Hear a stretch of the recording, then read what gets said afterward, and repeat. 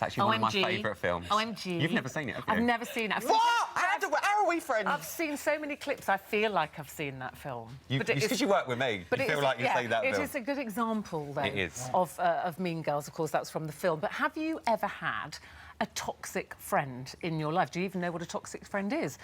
Well, Jane Lunnon's joining us today. Jane is the headmistress at a leading girls' school.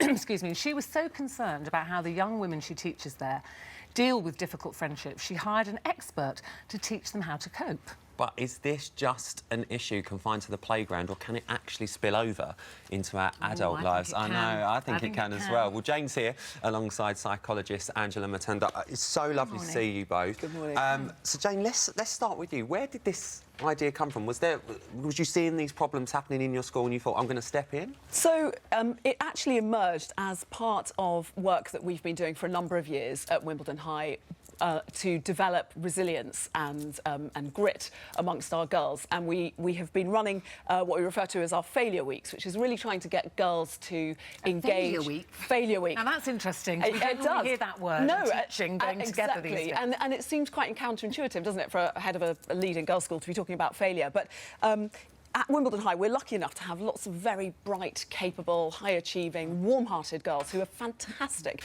fantastic kids.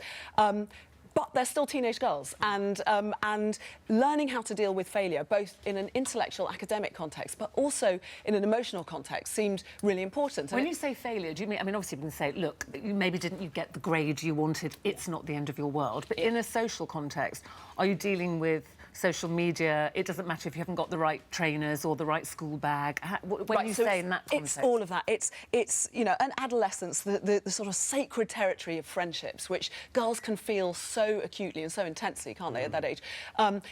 Sometimes they won't go well. Sometimes they do. Sometimes they don't. That's not Mean Girls. That's just all teenagers. Yeah, how do you deal with what I would call the cliques? I went to an all-girls school, you know, and I was very determined that actually my son went to a mixed-sex school because I quite liked the idea of boys and girls having friendships. You know, when I was at school, there were very much cliques, particularly in girls' schools. Is that a problem you still deal with? I mean, I think that is typical of teenagers, full stop. In fact, before I was head at Wimbledon High, I was deputy head at a co-ed school, and my experience there was that cliques were just as much in evidence, in fact, potentially more so, because the girls are trying to impress boys as well. Yeah. But the central issue is getting teenagers to be aware of what's going on emotionally with them whilst they're developing those friendships. So trying to teach kids how to manage and run really flourishing relationships. And just quickly, seems really important. Jane, I want to ask you, how's it gone down? Like, what's the reaction been like from the girls themselves? Incredibly positive. The girls absolutely loved it. The feedback was brilliant. So equally from the parents, there's a lot of positivity about it. I think it's, you know, teaching kids how to manage relationships. What a great lesson for life, really. Is it something that you think they need teaching, Angela? I think it's really important because I think, like you say, teenage girls and boys can really struggle. It's an intense part of your life. They are definitely cliques. Some would say the most important. Yeah, the most stressful as well. To make you an adult. Trying to find out who you are, trying to fit in, trying to belong, and sometimes, because it's about belonging and peer pressure, you sometimes get in with people that you don't want to, and you fit in because you feel you have to, and then relationships fall apart. And with the whole thing of social media, school doesn't stay at school anymore, it spreads out. So learning the skills of being resilient, knowing who you are, I think self-awareness is a huge thing for people, and emotional intelligence at school.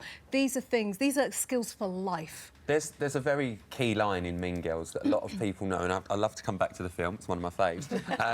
It's about being in a group, hating life, rather than being out of the group, hating life. And Jane, I'm sure you've probably seen that as well, with Ruth talking about cliques and stuff like that. People do find themselves falling into a group, whether or not they really want to be in that group or not, they'd rather be in the group than out of the group. And that is the thing about being in adolescence, it's the crucible, isn't it, for the rest of your life, and that desire to be the same as everyone else is a really, really strong pull. And I think the sessions like the ones we've been running at Wimbledon are really about trying to get girls to tell themselves a different story. You know, conflict is not necessarily a catastrophe. It doesn't need to be. It's okay.